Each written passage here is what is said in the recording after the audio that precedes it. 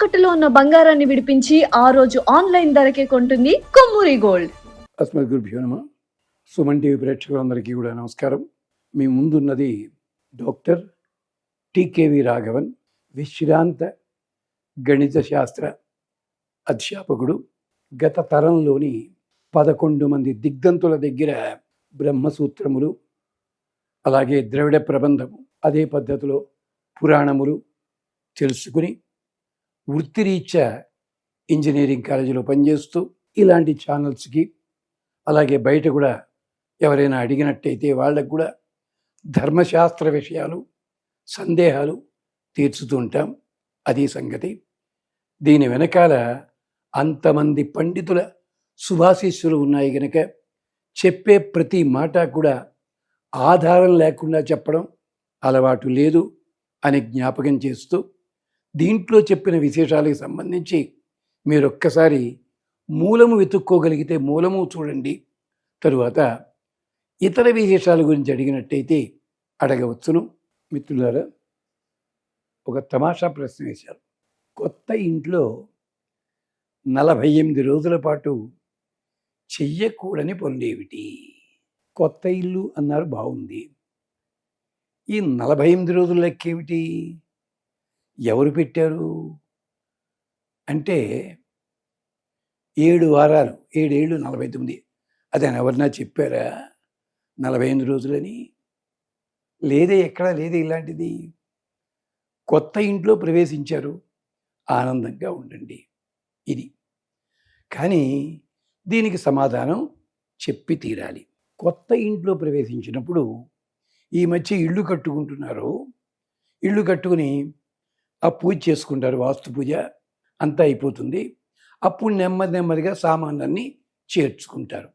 వస్తుంది ఈ సామాన్లన్నీ చేర్చుకోవడం, సర్దుకోవడం, ఇవన్నీ వేసరికి 2 వారాలు పట్టేస్తుంది. అలాగాను లేదండి, మేము సామానంతా కూడా చేర్చేసుకుని ఉన్నాం, నాకు ఉంది. సంతోషం. మీరు కొత్త ఇల్లు చేరిన తర్వాత ముందుగా మీకు ఒక్క సూచన. కొత్త ఇంటి చూడ్డానికి వచ్చిన వాళ్ళు ఇల్లు కన్వీనియంట్గా ఉందా, బాగుందా, ఇది చూడడం కంటే, ఏమండి ఈ కిటికీ ఇక్కడ ఎందుకు పెట్టారు, ఇది తీసేయండి, ఇన్ని ద్వారాలు పెట్టారు, ఇలాంటి చెత్త వాగుడు వాగేవాళ్ళు విపరీతమైపోయారు. ఏమిటి, వాళ్ళు ఎక్కడో పుస్తకాల్లో చదువుతారు, పుస్తకాల్లో చదివి ఈ నార్త్ ఫేసింగా, ఈస్ట్ ఫేసింగా. అమ్మా, కొత్త ఇల్లు కట్టుకున్న తర్వాత ప్రవేశించారంటే మీరు మొత్తం అన్నీ చూసుకునే ఉంటారు. వాస్తు పూజ కరెక్ట్గా చేసి ఉంటారు. కట్టుకునేటప్పుడు పెద్దల్ని, జ్యోతిష్కుల్ని కానీ, కార్తాంతికుల్ని కానీ, వారందరినీ చూసే చేసుంటారు. ఈ వచ్చిన వాళ్ళంతా కూడా ఈ కిటికీ ఎందుకు పెట్టారు అనగానే 3 రోజులు పోగానే ఆ కిటికీ మూసేయడం. అలాగే మరొకటి, ఇలాంటివి మాత్రం మొదట చెయ్యకూడని పని ఏమిటి? వచ్చిన వాళ్ళు చేతికొచ్చిన మాట చేతికొచ్చింది చెప్పడం, నోటికొచ్చింది చెప్పడం.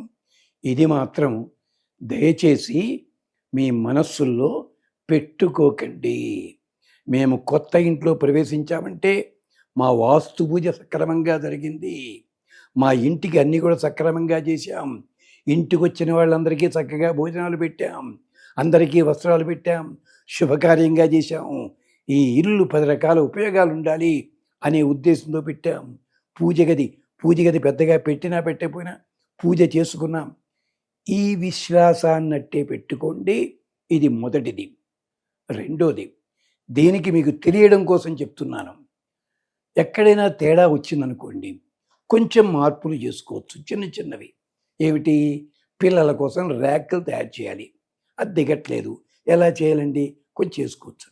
ఒక మహానుభావుడు అమీర్పేటలో మంచి బ్రహ్మాండమైన 4 అంతస్తుల బిల్డింగ్ కట్టుకుంటే ఇలాగే వెళ్ళి ఒక ఆయన టీవీలో చెప్పాట. పాపం ఏమిటి, మీరు గనక డైనింగ్ టేబుల్ పైని పద్మాకారంలో చెక్కించుకుని దాంట్లో ఫ్యాన్ పెట్టించుకున్నట్టయితే లక్షలు కురుస్తాయి అని చెప్పారట.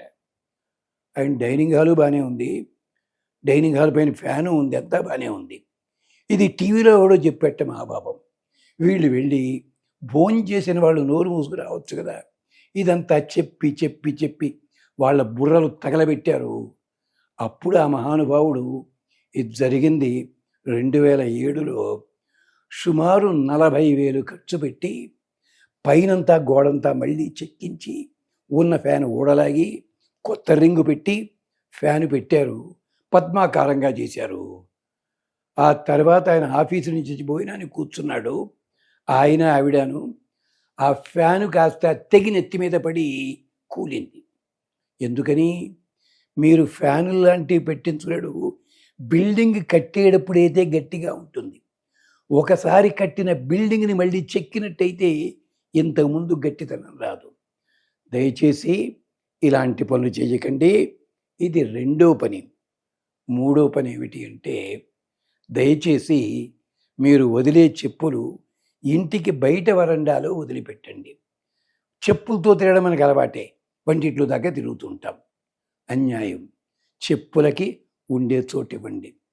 మీకు తెలుసా ఇంటి లోపల ఎంతమంది దేవతలు ఉంటారో? అధర్వణ వేదం చెప్పింది. ఒకసారి బ్రహ్మదేవుడి దగ్గరికి దేవతలంతా వెళ్ళారట. ఏమిటా మొహాలు అలా పెట్టారు? ఇది అధర్వణ వేదం కథ.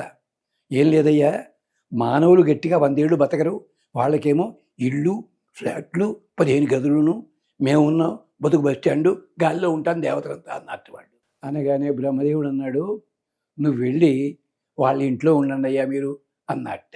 అనేసరికి లక్ష్మీదేవి ఎక్కడికి వచ్చింది? గడపలోకి వచ్చింది. వాయుదేవుడు ఎక్కడికి వచ్చాడు?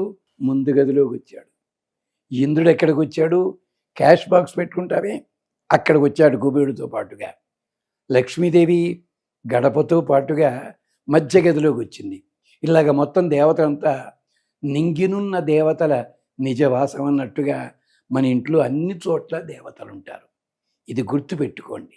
అంచేత చక్కగా పూజ చేసుకోండి. చక్కగా హాయిగా, హడావిడిగా బీజాక్షరాలు మరొకటి ఇలాంటివి కాదు, చేసుకోండి.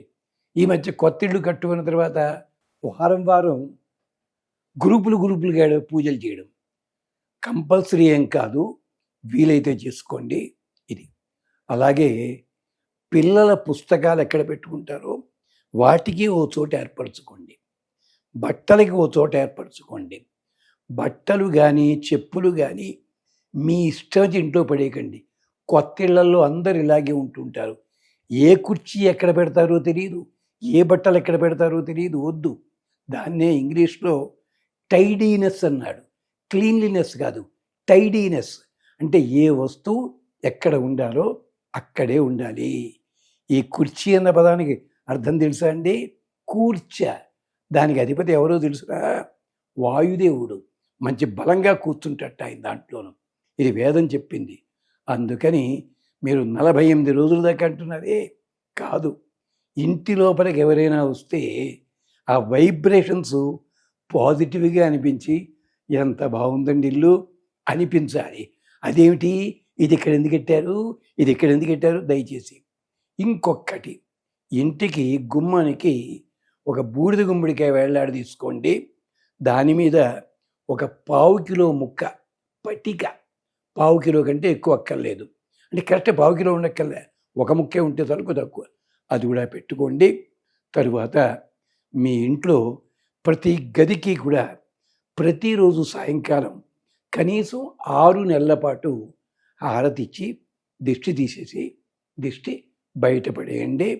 గుమ్మానికి మాత్రం తప్పనిసరిగా పసుపు కుంకుమతో అలంకరించండి. ఈ పనులు చేసుకోండి. మీకు ఆ ఇల్లు అద్భుతంగా పనిచేస్తుంది. లక్షలు ఖర్చు పెట్టి ఏదేదో చేయక్కర్లే. అలాగే డ్రాయింగ్ హాల్లో మాత్రము పెట్టుకునేది రామ దర్బార్ చిత్రము, అంటే రామ పట్టాభిషేకం ఇల్లు చూస్తున్నట్టుగా పెట్టుకోండి. అంతే తప్ప సింహం పెట్టుకోవచ్చు, పెద్ద పులి మొహం పెట్టుకుంటారు కొంతమంది. ఇలాగా మీలో క్రౌర్యం పెరిగిపోతుంది. అంచేత పెద్ద పులిని పెట్టకండి. సింహాన్ని కానీ జంట గుర్రాలు కానీ పెట్టుకోవచ్చును, క్షేమం కలుగుతుంది. పిల్లలకు కూడా క్షేమం, అది గుర్తుపెట్టుకోండి. ఇల్లు కట్టుకున్న తర్వాత అహంకరించవద్దు, ఆనందపడండి, వద్దంటలేదు. ఇది 48 రోజుల దాకా చెయ్యదగిన పనులు, చెయ్యకూడని పనులు. మీ దగ్గర సెలవు తీసుకుంటాడు టీకేవి రాఘవన్. స్వస్తి.